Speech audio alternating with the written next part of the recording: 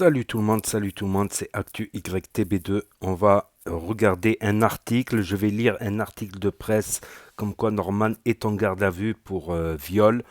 Voilà, et après cet article, après la lecture de cet article, je vous dirai mon avis. N'hésitez pas à mettre un pouce bleu et à vous abonner. Donc il y a marqué la garde à vue du youtubeur Norman Tavo accusé de viol et corruption de mineurs prolongée. Il avait été placé en garde à vue ce lundi parmi les 6 plaignantes. 5 accuseraient Norman Tavo de viol. Donc il y a marqué la garde à vue de Norman Tavo, star française de YouTube aux 12 millions d'abonnés accusé de viol et de corruption de mineurs a été prolongée mardi 6 décembre au matin, indique le parquet de Paris, sollicité par l'AFP. Norman fait des vidéos, a été placé en garde à vue lundi 5 décembre dans le cadre d'une enquête préliminaire confiée à la Brigade de protection des mineurs BPM, ouverte en janvier 2022. 6 jeunes femmes ont porté plainte contre le youtubeur selon Libération. 5 d'entre elles accuseraient Norman Tavo de viol et 2 étaient mineurs au moment des faits. En 2020, une fan québécoise, Magidé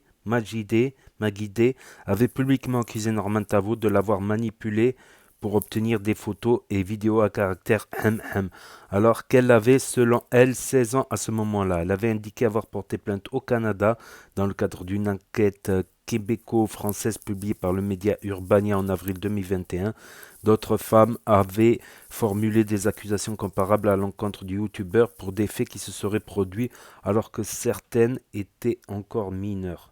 Interrogé par l'AFP, Magidé a confié être en France pour être confronté mardi 6 décembre à Norman Tavo.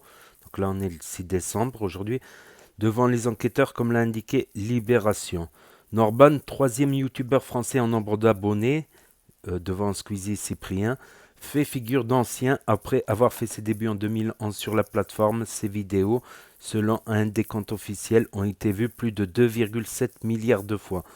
Porte-drapeau d'une nouvelle génération d'humoristes nés sur les réseaux sociaux, ce monteur de formation s'est fait connaître, voilà, montage vidéo, s'est fait connaître au début des années 2010. Passionné de stand-up, il est monté sur scène pour 2 spectacles en solo entre 2015 et 2020, en plus de quelques apparitions au cinéma, Montroi, et à la télévision, 10%.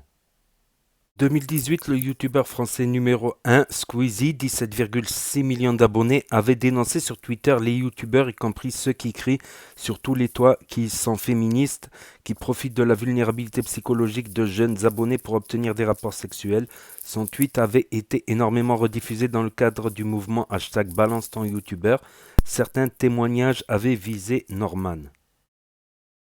Et je rajouterai même plus le hashtag balance ton porc. Qui se rappelle du hashtag balance ton porc sur le harcèlement, le viol, tout ça qu'il y a eu, tout ça qui avait fait un gros boom. C'était l'été 2020, si je me trompe pas. Non, l'été 2019, ou je sais plus. En tout cas, ça fait plusieurs fois qu'on a entendu parler de ça. Après, concernant Norman, il avait d'abord commencé, je tiens à préciser, il avait d'abord commencé sur Dailymotion avec une équipe, voilà, d'humoristes, stand-up, tout ça. Voilà. Donc c'est le troisième youtubeur derrière Squeezie et Cyprien, voilà. Et il est devant Michou et devant, voilà, bon, ça c'est pas la question, c'est juste quelques petites précisions. Après, voilà, si il s'avère que c'est vrai, c'est des faits graves, voilà, c'est des faits graves sur une ou plusieurs mineurs. À savoir qu'il y a un truc dont je suis conscient, on a souvent entendu parler dans les réseaux sociaux au propos des influenceurs. Il faut que les influenceurs fassent très gaffe aussi. Parce que là, dans ce cas-là précis, ben, c'est le fait que c'était une fan et que voilà, qu'elle l'adulait, tout ça. Donc les relations entre créateurs de contenu, vidéastes, podcasteurs, tout ça, et des fans doivent pas prises à la légère et doivent être prises au sérieux. C'est pas une relation comme d'égal à égal, on va dire comme d'égal à égal. C'est comme une relation, on peut comparer ça à une relation, on peut comparer juridiquement, c'est même comparé, c'est une relation entre employé et patron. Voilà. Une employée bah, va avoir peur de perdre son boulot, il y a une hiérarchie, il y a tout ça qui fait que le patron est en force est en force. C'est le même cas entre un créateur de contenu et un ou une fan. Donc c'est pas une relation, on va dire, d'égal à égal, et ça faut en prendre conscience. Et Et ça peut être une circonstance aggravante. C'est pas une circonstance atténuante, voilà. C'est pas parce que t'as fait un accident, c'est pas de ma faute, j'ai été bourré. À une époque où il disait, le juge il disait, ah bah il était bourré, ben on l'excuse, on le condamne pas pour cet accident. Dans les années 50, je parle. Ça a changé maintenant. Donc il y a comme une sorte de hiérarchie, une position de force. Voilà, c'est une position de force que certains influenceurs pourraient utiliser. Là, je ne parle pas de ce cas particulier, de ce cas spécial. On verra au jugement. De toute manière, on peut pas. Il faut attendre la fin du jugement.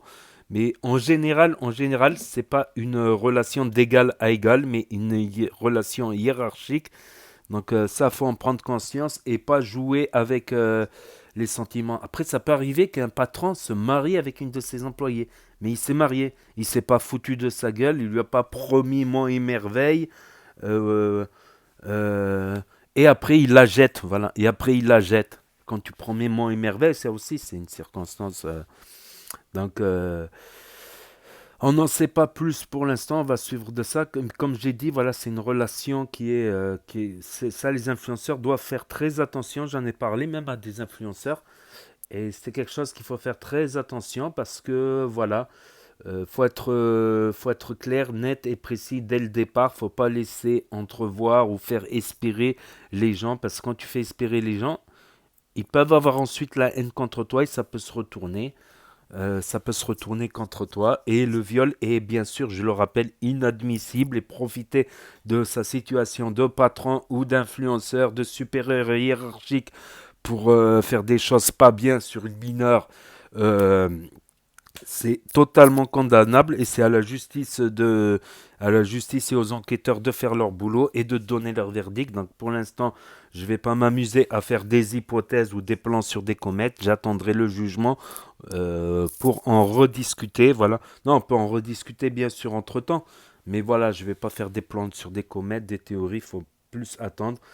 C'est quand même un sujet très grave, le viol. Voilà. Comme Ilan avait été accusé de viol, mais lui, ça n'avait pas été en justice, c'était une connerie en fait.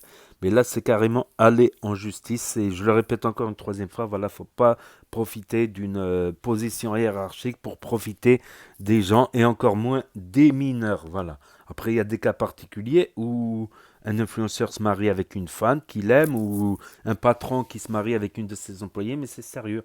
On le voit avec le temps. Tout ça. C'est pas profiter d'elle et après la jeter, lui faire respirer, tout ça, moi, émerveille, tout ça. Et sur les mineurs, c'est encore plus grave. Donc voilà, n'hésitez pas à me dire ce que vous en pensez dans les commentaires, je lirai les commentaires. On va suivre cette affaire de près, donc n'hésitez pas à vous abonner, à cliquer sur la cloche, à mettre un grand pouce bleu pour encourager la chaîne. Et je vous dis à très bientôt les amis, les potos, pour de nouvelles vidéos. Merci d'avoir regardé, c'était Actu YTB2, premier sur les actus du net et des influenceurs. Tchuss.